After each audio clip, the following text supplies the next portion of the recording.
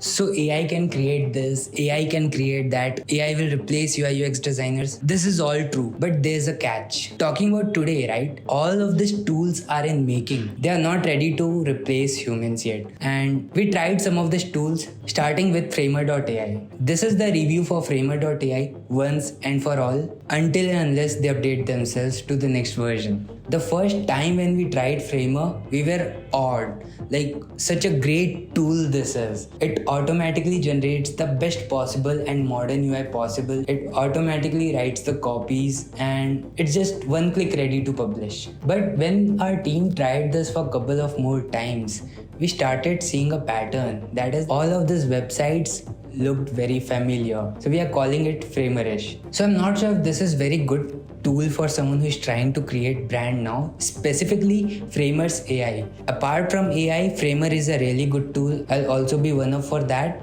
But Framer's.AI is still not there. We want unique looking websites. We need some good designs and it should not look all familiar.